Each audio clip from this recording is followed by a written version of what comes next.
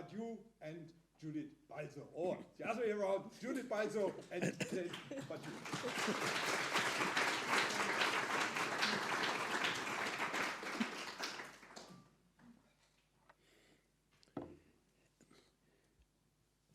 We shall speak today, this evening, of contemporary arts in different manners. The abstract side for the man and the concrete side for the woman. A very classical distribution. I am sorry. It's not true. Yes, she objects at the beginning.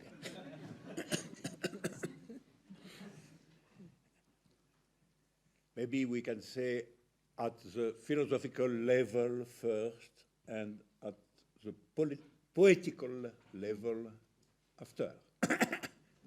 It's better? Yes. Okay. Now, concerning the contemporary arts, we have something like an ordinary classification, which is that we have successively a classical art, then a romantic art, after that a modern art, and finally a postmodern art as the immediate form of the contemporary. I propose a somewhat different classification. For me, it's certainly true that contemporary art is different from modern art taken in general. But this difference can be conceived as a part of modernity, of postmodern, and probably of many things which will be beyond postmodernity.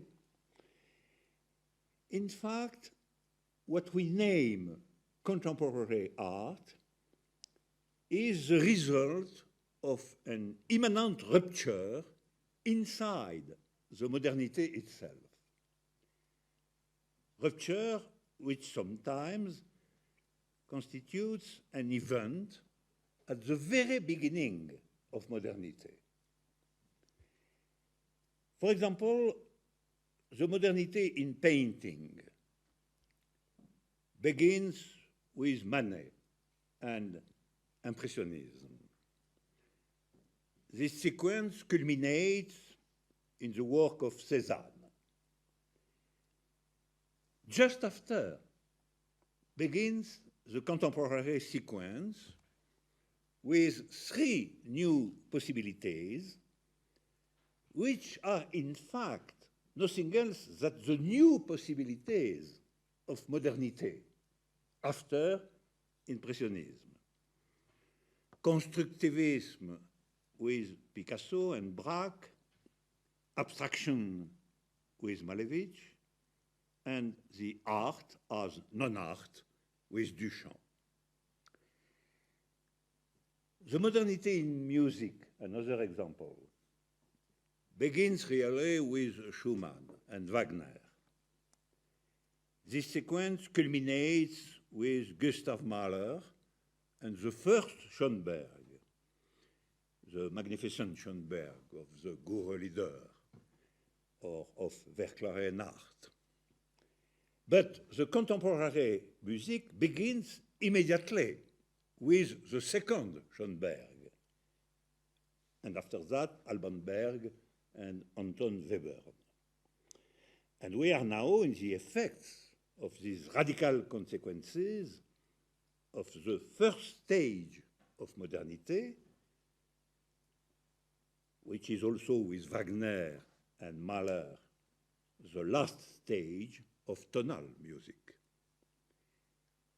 We are in the contemporary sequence as a part of the dialectical movement of modernity in music, with three new possibilities: the integral serialism with the young Boulez, the spectral music, and finally the experimental music, which begins probably with Cage. And also with the reactive tendency of a return to tonality. Finally, we can affirm that contemporaneity is a sort of creative exception inside a free and large definition of modernity. All that to introduce the idea that there is two possible definitions of the contemporary art, not as the end of modernity, but as an immanent rupture of modernity itself, modernity understood not as a structure, but as a probably very long historical stage of the global history of arts. In any case, much more than 1 or 2 centuries. These two definitions are: first, contemporary art is a critical art, an art which is also a critic of all forms of classical, romantic, or even modern forms of artistic creation. The second definition is contemporary art is an art which is separated from the real, because its goal is the creation of a new real by the mediations of pure forms. Along the lines of the first definition, a work of art must be the active negation of all established definitions of art. In some sense, this vision is the realization of a famous sentence of Hegel: the art is something of the past. But that sort of realization is not only destructive. Much more, it's the idea that a work of art is the exact witness of its proper death. And there is many forms of this death of art. Some of them are melancholic, some others are full of enthusiasm. We have, for example, a purely nihilistic form of the death of art. The art must be destroyed by showing artistically that all forms of art impose a subjective alienation. But there is also an expressive or vital form. The art must be dissolved in the immediacy of the subjective existence. Art must become a part of life itself. But there is also the revolutionary form. The only goal of a work of art is to be of service to revolution. Art must be dissolved in the general movement of politics. In any case, art is contemporary art because it's the witness of its disappearing in our present. Along the line of the second definition, art is something which is not defined from the point of view of the real, neither positively, like in the classical conception of imitation, nor negatively, like in the negative definition of modernity. A work of art is the creation of a new real, as the real of forms themselves.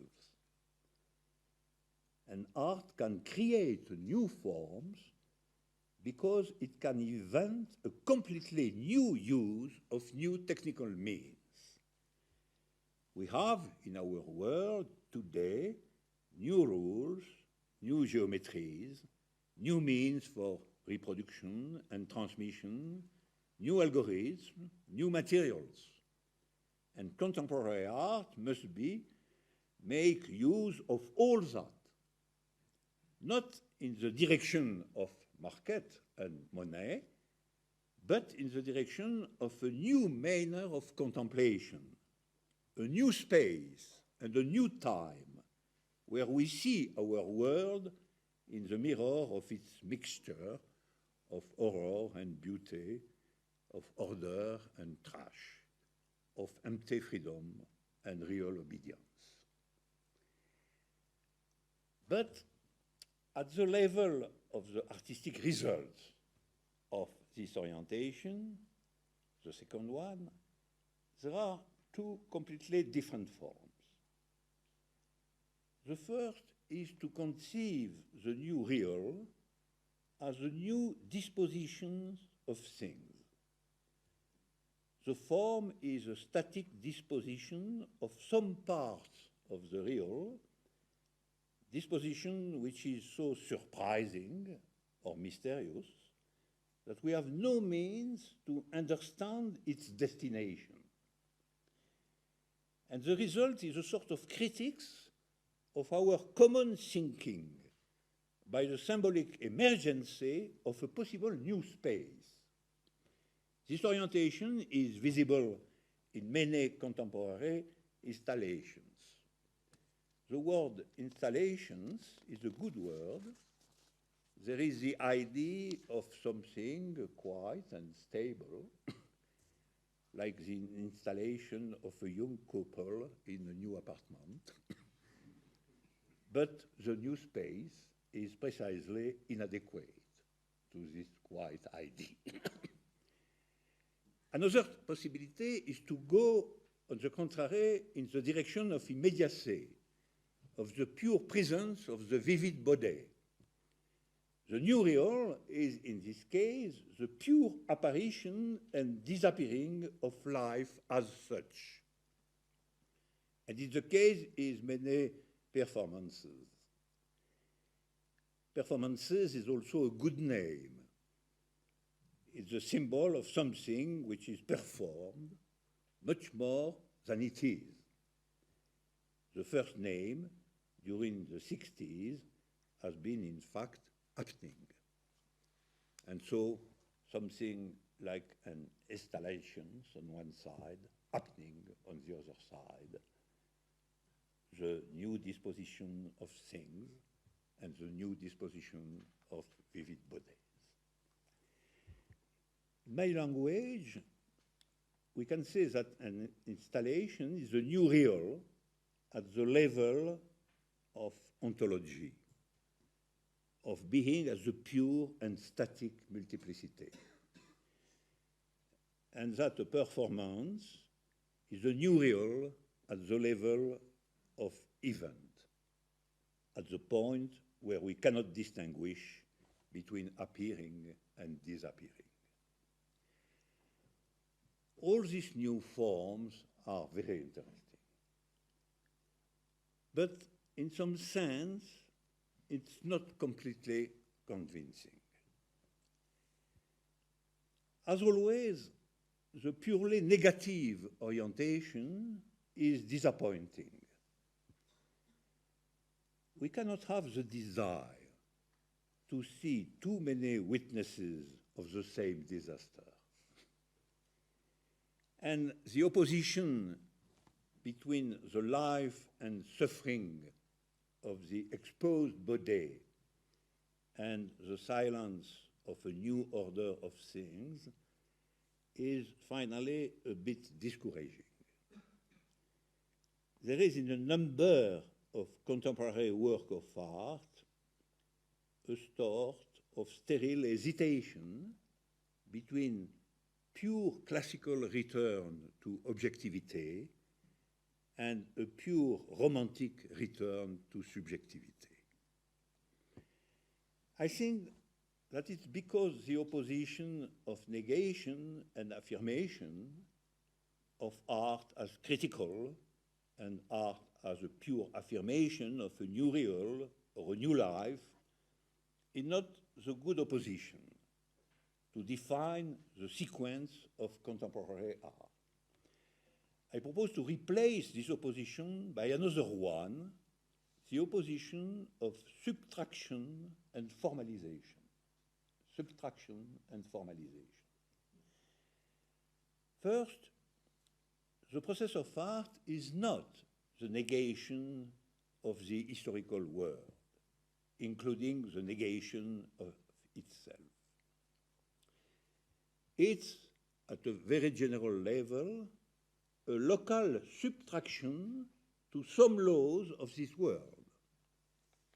The work of art is a local experiment concerning some particularities of a given world. Second, the process of art is neither reducible to a sort of objective abstraction, nor to immediacy or subjective feelings. The artistic process is not the opposition of the sovereignty of number and of the poverty of chance. The process of art is the formalization of that is experimented in a world where locally a law of this world is displaced or subtracted. Finally, the contemporary art is the visibility of the real of every work of art, not to occupy a place in the world, but to create the form of a new place. So the process of art becomes the proof that we can experiment the formalization of the disappearing of an old place. So the movement of artistic creation is a double movement.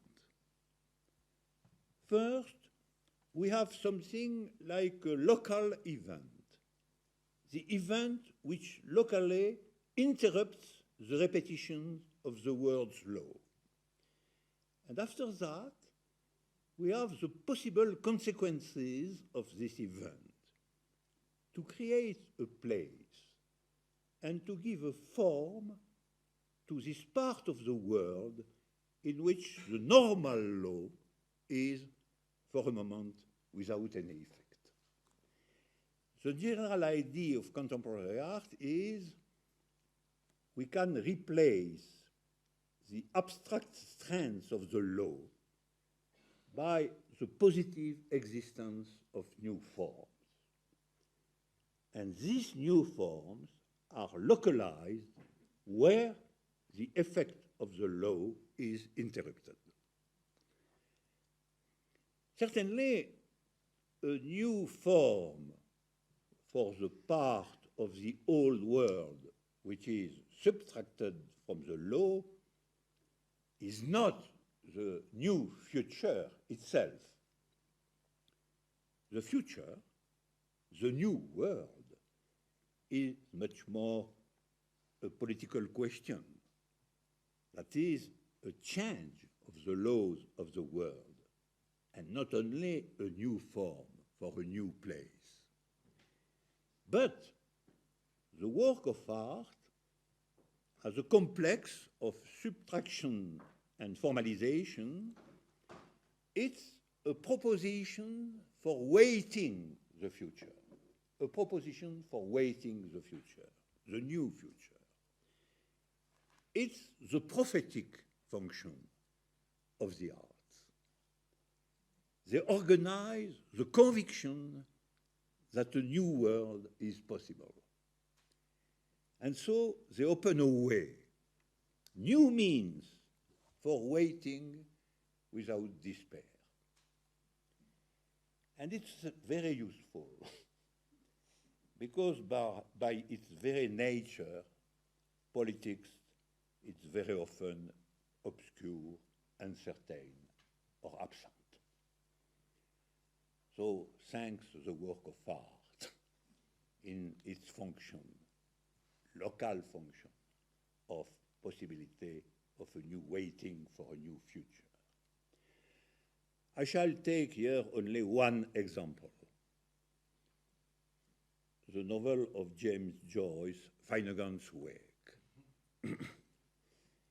In this writing, Joyce goes beyond all normal uses of English language, destroys the English grammar, and despises all classical forms of narrative.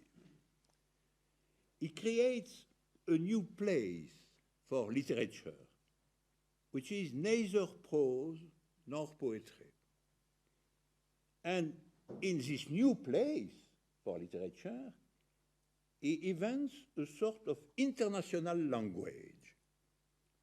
He organizes the composition of a new vocabulary, which results of the violent running over of different words coming from different languages. At the same time, real politics, real political internationalism is devastated. We are in the années 40s of the next century. Real political internationalism has been destroyed after some glorious actions during the war in Spain by the practices of all the European governments. So the new post-national form given by Joyce to narratives at the place of a destroyed linguistic nationalism is like a beautiful waiting room for the political return of true internationalism. With the contemporary art, we can wait for a new world. We can trust the future. And as André Breton, the French surrealist, writes in his book, Mad Love, Mad Love, I quote, independent of what happens and what does not happen, the wait itself is magnificent. Thank you.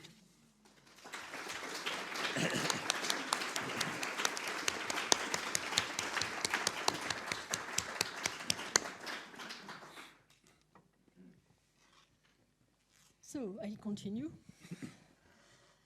Since I invited this year a dead poet, I must give him life tonight here, at least as our invited ghost. I invited Dante, the Dante of the comedy, a poet of the Italian Trecento. And I would like to present him tonight through my own comment on one of Mandelstam's statements in his conversation about Dante. I quote Mandelstam, Dante is an anti-modernist. His contemporaneity is inexhaustible, measureless, and unending. You see the link with Alain Badiou's topic. Modernity and contemporaneity are thought as two distinct disposals.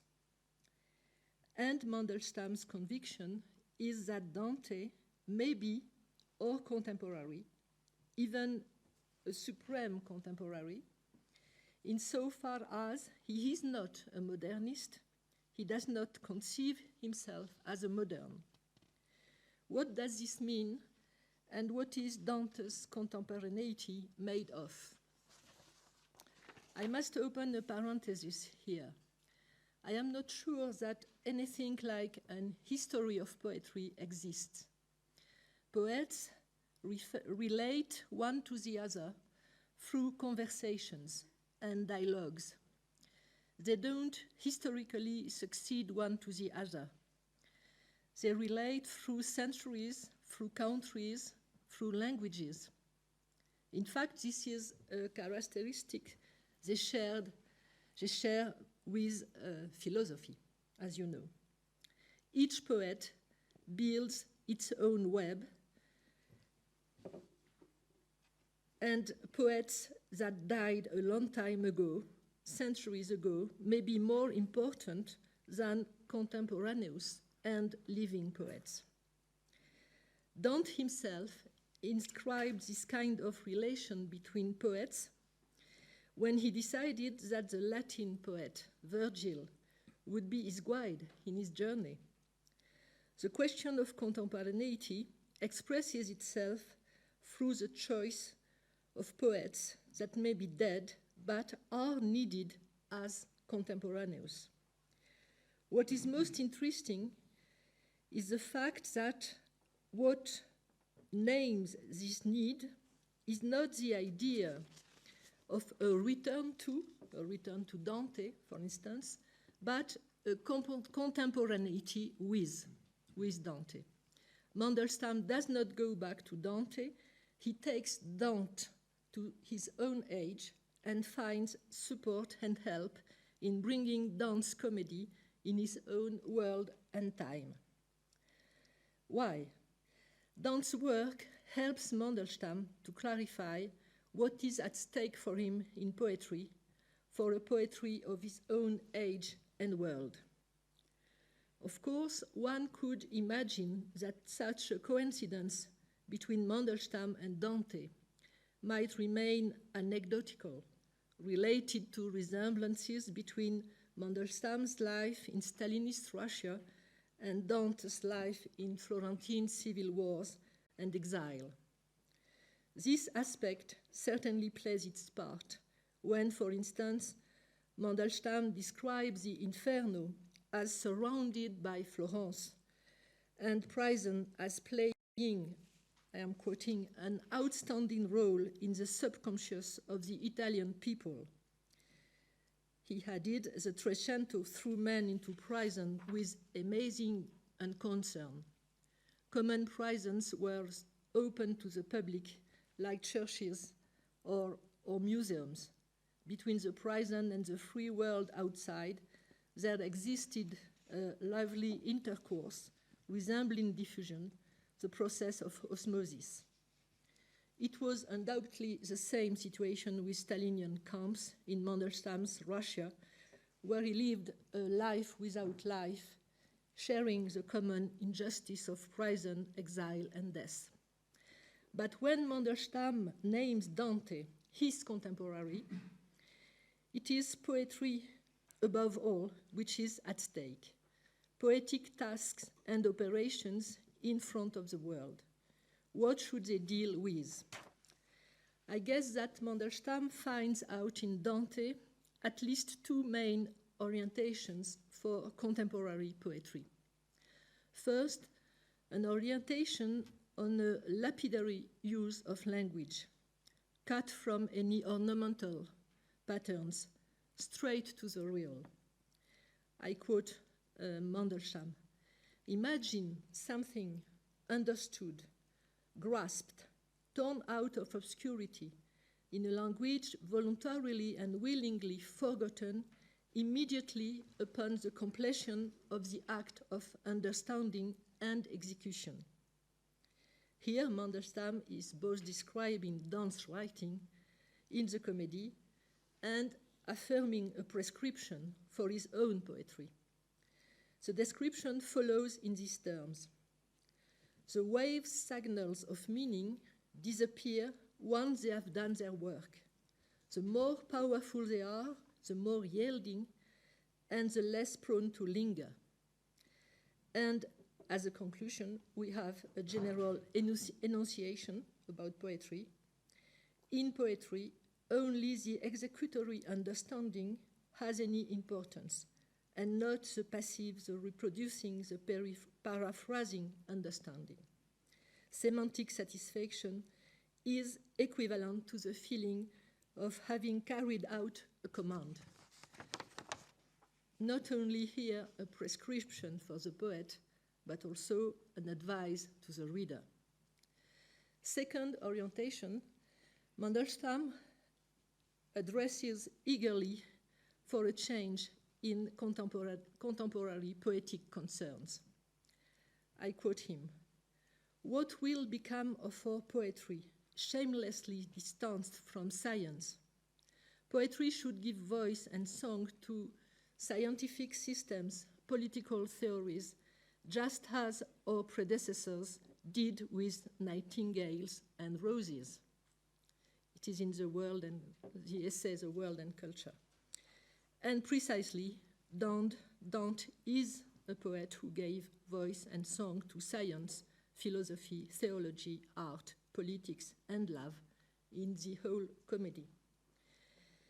To deepen the question of Dante's poetic contemporaneity, I would like to underline the fact that poets as different as Pasolini, Stevens, but also more recent ones, Robin Blazer, Jacques Spicer, for instance, hold Dante as their great contemporary, choose him as one of their great companions, as Robin Blazer puts it in the title of the magnificent poem he wrote through several years between the end of the 20th century and the beginning of the 21st century. In a few words, Pasolini sought help in Dante's comedy when he passed through a terrible crisis in the 60s concerning both the real and poetry.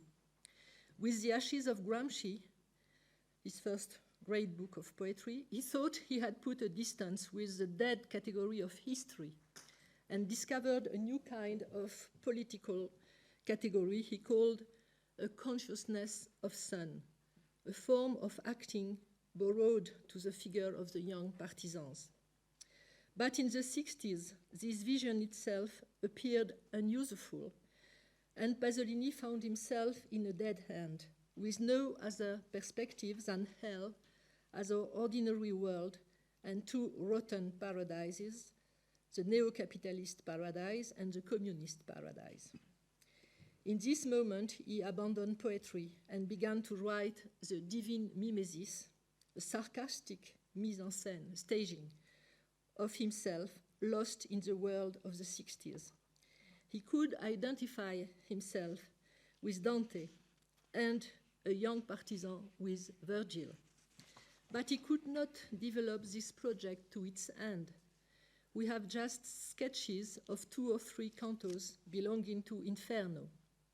And I guess that he could not continue because he should have abandoned the sarcastic tone and irony in order to become, like Dante, a poet of praise and affirmation. Dante's paradise could not be reduced to capitalist or socialist societies. Dante's paradise is devoted to intellectual debates leading to light of true knowledge and truths. Its mimesis cannot be devoted to corruption and lies. So we have here a counter-example showing why Pasolini failed to become Dante's contemporary. It seems to be not so easy to be Dante's contemporary. In the USA in the 70s, poets like Jacques Spicer and Robin Blazer took Dante on their side. Why?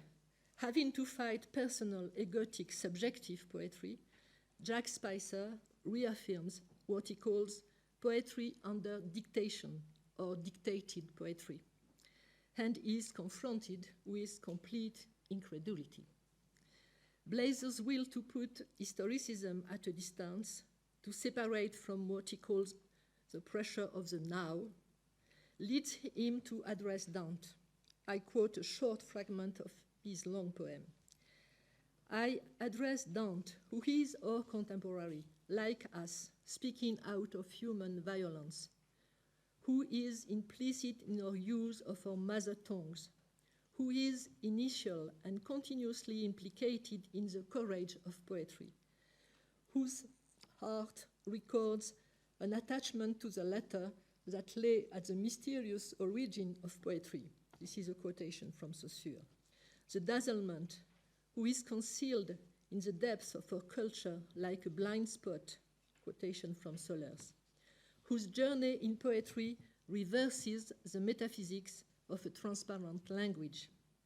I think this short fragment is enough to identify why Dante is so important for Blazer as he is for Spicer.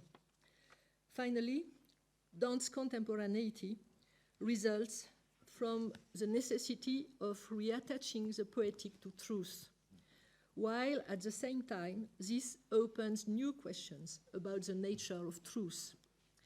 This is the reason why Mandelstam may emphasize that Dante is set in motion by everything except fabrication, except inventiveness, that Dante and fantasy are incompatible, because Dante writes under dictation, is a copyist, a translator, as Jacques Spicer desperately tries to explain to his own audience in Vancouver in the 60s.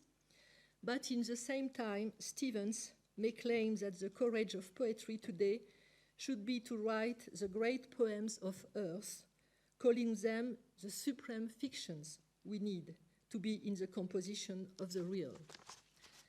So if poetry, the highest poetry, is reattached to truths, it is part of the movement through which the nature of truth itself is modified. Truth is in a structure of fiction. Poets are not creating what we ordinarily call fictions. The courage of poetry is to separate itself from fiction, to grasp some truths that will exist as supreme fictions. That is to say, as truths aware of the fictitious process of truth. So, the last word would be for Pessoa when he writes "O poeta é fingidor," which does not mean the poet lies, but we should translate the poet fictionates. Or maybe the last word for Mandelstam and Stevens, contemporaneity is based both on being contemporary of one's age and resisting the pressure of the contemporaneous, inventing for that the poetry of the contemporaneous, even taking supports in poets very far from their own world.